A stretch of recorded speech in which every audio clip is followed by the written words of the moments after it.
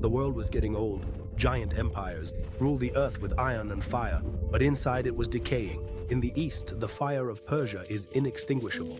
They worshipped it, thinking it would grant them immortality, but it gave their hearts nothing but darkness. Kings inherit thrones by blood, and peoples crushed under the feet of false glory. And in the west, the Roman Empire, swollen with gold, they pray to God but kill in his name. Between a church that rules and an army that fights in the name of the cross, justice was lost, and so was humanity. As for the Arabs, they were scattered tribes, united by neither faith nor banner. They lived on the fringes of the world, remembered by no one.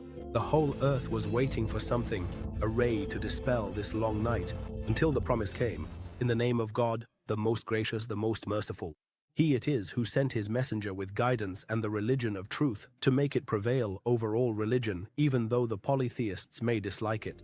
And here, destiny began to write a new chapter in history, a chapter that would topple the thrones of kings and raise up a nation from the sands of the desert, a nation promised victory by God.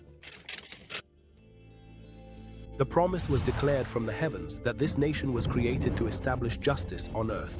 But the promise is not fulfilled by words, but by blood, patience, and unwavering faith. And from among the sands of the peninsula, this promise began to take shape in its first true test before the mightiest empire the East had ever known, Persia, the empire of fire and fleeting glory. Its palaces stretch along the banks of the Tigris and Euphrates, and its armies fill the land with fear and terror. As for the Muslims, they were 30,000 men who had left their mud houses and tents, knowing nothing of kingdoms or politics, but their hearts were filled with a light that could not be extinguished. When Umar ibn al-Khattab sent Sa'd ibn Abi Waqqas to Iraq, he told him, "Seek help from God, for God does not forsake those who are sincere in their intentions." And on a land called al-Qadisiyyah, the army of faith met the army of fire in a battle that would change the face of history. Rostam Farrokhzad, the Persian commander, stood on his golden throne, surrounded by red banners and Zoroastrian engravings, while the horse's armor gleamed under the scorching Iraqi sun.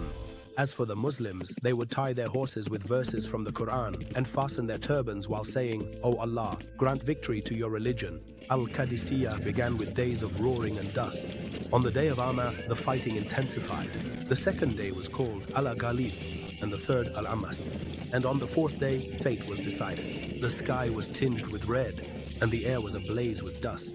The cries of Allahu Akbar rose up until they drowned out the sounds of war. On that day, Al-Kaka ibn Amr charged into the heart of the Persian ranks. He fought alone as if he were an army of light until he reached Rustam's tent. And in a scene reminiscent of the downfall of all tyrants, Rustam fell into the old river and drowned, clinging to his throne that could not save him. And when the cries of Allahu Akbar arose, announcing Rustam's fall, a fire that people had worshipped for centuries was extinguished, and with it, the prestige of Persia fell forever.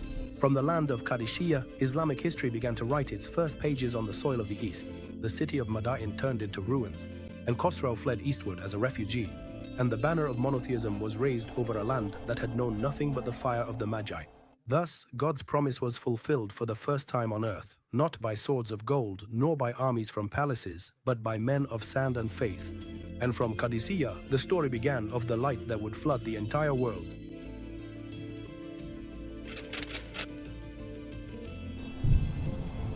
After the Muslims' victory at Qadisiyyah, news of the triumph began to spread throughout the Arabian Peninsula, lifting the spirits of the Muslims and increasing their desire to support the faith. But on the other side, the Roman Emperor Heraclius was watching these events with great concern, for the Persians had lost half their strength, and if the Muslims were to defeat the Romans, it would mark the true end of the Byzantine Empire. In the 15th year after the Hijrah, Heraclius gathered his armies from the far reaches of the empire, from Antioch, Damascus, Homs, and the Mediterranean coasts, until their numbers reached about 200,000 soldiers, led by the famous Roman commanders Theodore, George, and Minos. As for the Muslim army, it did not exceed 40,000 men from the Arabian Peninsula, Iraq, and the Levant, under the command of Khalid ibn al-Walid, may Allah be pleased with him. After Caliph Umar ibn al-Khattab appointed him as the commander of the armies in the Levant, Khalid chose the Yarmouk Valley, a vast valley on the outskirts of the Levant that separates the highlands from the Golan Mountains. The location was suitable for trapping the Byzantines themselves if they were forced to retreat, which was a clever plan carefully devised by Khalid. And just days before the battle, the Byzantines tried to send negotiators to the Muslims, offering them money and safety in exchange for returning to the desert. But Khalid responded firmly, "We have come to you with people who love death as much as you love life." On the morning of the 5th of Rajab in the 15th year of Hijrah, the fighting began. The trumpets of the Byzantines blared and the ground shook under the weight of their heavy armies. But the Muslims stood firm like mountains, their ranks unbroken and their hearts filled with faith. Muslim women stood behind the army, encouraging the men. Among them was Hind bint Utbah, who had once opposed Islam, now shouting, "Fight, O supporters of God." The battle raged for 6 full days, from morning until evening, in fierce fighting the Levant had never seen before. On the 3rd day, several Muslim commanders were wounded. But Khalid moved among the ranks, fighting himself and raising morale. He raised the banner and cried out, "O Allah, grant us the victory you promised." On the 6th day, Khalid used a brilliant strategy. He ordered a feigned retreat from his right flank, so the Byzantines charged forward with all their might, thinking they had won. But Khalid circled behind them with his cavalry and attacked them from the rear, while the other Muslim flank attacked from the front, causing the Byzantine army to collapse and chaos to erupt in their ranks. Thousands of Byzantines fell into the valley, and the place was later called the Day of al-Waqqas because of the sheer number who perished there. As for Heraclius, when the news reached him in Antioch, he uttered his famous words, "Farewell to you, O Syria, a farewell with no return." He left the Levant for Constantinople, never to return again.